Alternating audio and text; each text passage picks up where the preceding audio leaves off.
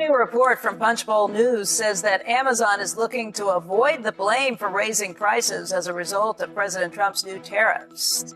It's not a surprise because, as Reuters recently wrote, Amazon has partnered with a Chinese propaganda with a force that reverberated across all borders in the first months of 2025, sending a shockwave across the world economy. The strain caused supply chains to break, expenditures to skyrocket, and businesses to scramble to adjust. As formerly inexpensive goods became unaffordable, the effect was felt by millions of families in the form of dwindling wallets and store shelves. Amazon, a massive company whose success was based on speed, low costs, and limitless reach, stood in the center of this chaos. The business started changing its approach in ways that were mostly invisible, rather than being overtaken by the storm. The map of international trade is currently being redrawn by actions taken covertly within its extensive network. What precisely is Amazon creating in the midst of a crisis then? And what impact will it have on the future distribution of power? Even experienced economists found it difficult to comprehend the scope of the White House's trade strategy, which was announced in April 2025. The rules of business were completely reset, not simply slightly modified. Every import that arrived in the U.S. was subject to a flat 10% tariff. However, China took the worst of the hit. Suddenly, goods from the global industrial powerhouse were subject to 145% duties, a price so high that they were essentially shut out of the U.S. market. Decades of supply chain stability came crashing down with a single pronouncement. Overnight, the business models of industries that had depended on China for everything from apparel to electronics collapsed. When their output became costly in U.S. retailers, factories that had previously supported low retail pricing lost their worth. What some thought would be a short-term political action soon turned out to be a structural catastrophe with pan-continental effects. Amazon got caught at the center. The corporation, which now controls almost 40% of the U.S. online retail sector, had established an empire based on affordability and efficiency. However, the very structure that fueled its ascent turned into a problem. Tariffs that rendered its products unaffordable abruptly burdened its global network of suppliers, especially in China. The business had to decide whether to absorb losses that would have totaled billions of dollars or to pass the expense on to customers and run the risk of losing their loyalty. Neither route appeared feasible. Amazon started dismantling supply agreements that had been honed over decades in a matter of weeks. Contracts were torn up, whole product categories were revoked, and deals totaling more than $13 billion were either reworked or abandoned. Amazon started building a new worldwide footprint in a few months to replace the one that had been cut off virtually overnight. The extent of the change was astounding. China-based partnerships that once supplied a consistent supply of goods disappeared. They were quickly replaced by fresh ties in Mexico, India, and Vietnam. Shipping lanes that had previously followed the Pacific's regular course. The routes were redone, new infrastructural projects came to life in quick time, and warehouses were expedited. Inside Amazon, what appeared to be mayhem was actually a military precision survival mission. The scale of the change is demonstrated by the difference between 2018 and 2025. During Trump's first term, businesses protested, adjusted, and pushed prices up when tariffs increased to 25%. Although unpleasant, it was bearable. A 145% tariff was a very different situation. It was an immediate death sentence for small firms. Amazon has to change right away or risk being destroyed. Almost immediately after the company's change of direction, Mexico became a key player. Monterrey and Tijuana warehouses grew at historic rates. Container ships that once transported commodities burdened with tariffs from Asia were replaced by trucks that poured north through border crossings. Amazon increased its logistics presence in Mexico by more than a third in less than a year. The changes in Vietnam were even more pronounced. Its factories were overloaded with orders that were previously sent to Shenzhen, and it was already becoming a major center for production. Electronics, clothing, and household items started to leave Vietnam at previously unheard of numbers. India entered the void as well.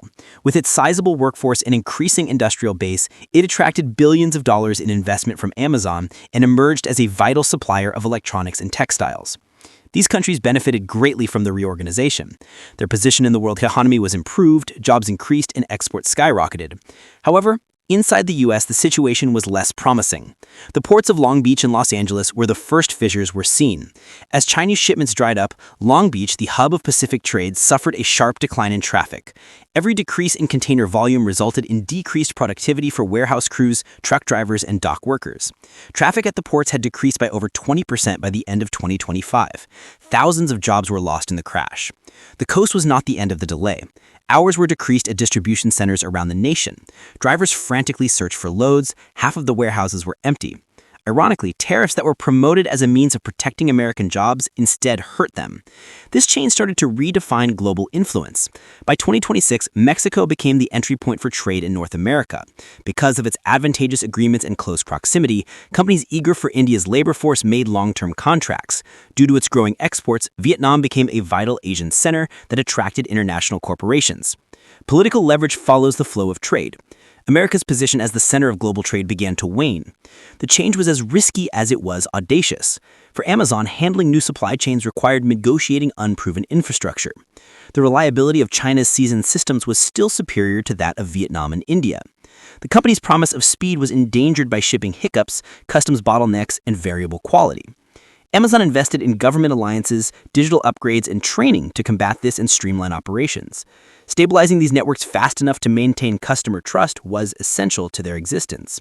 But something bigger was exposed by the magnitude of this turn. Few companies on the planet could move $13 billion in contracts in a matter of weeks.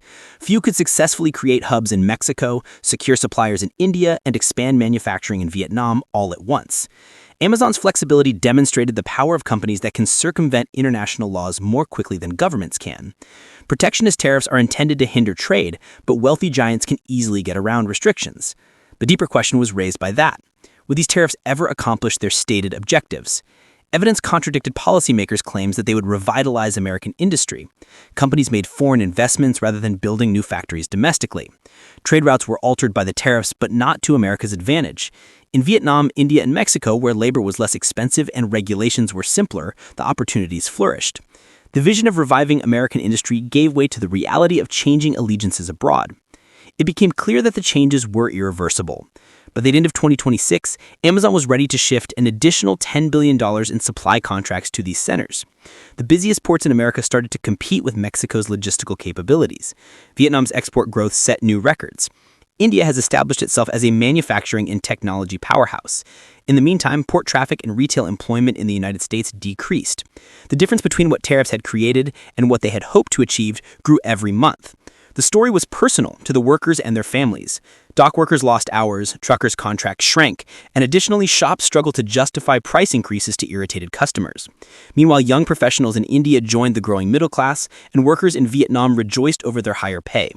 Globalization was still strong. It had just changed course, favoring some and undermining others. Amazon's reorganization served as the emblematic representation of this new paradigm.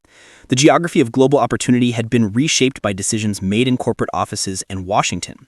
Decisions made to protect American workers changed the landscape of Tijuana, Hanoi, Bangalore, and Los Angeles. Ironically, the measure designed to protect them actually made things worse for them and gave foreign competitors an advantage. Amazon, on the other hand, demonstrated its unparalleled adaptability, solidifying its position as the world's largest company. The $13 billion reorganization turned more than just a business decision. It changed how countries, companies, and consumers interacted, and marked a watershed in the global economy.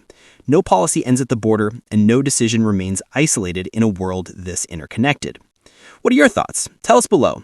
Thank you for watching, and please like and subscribe.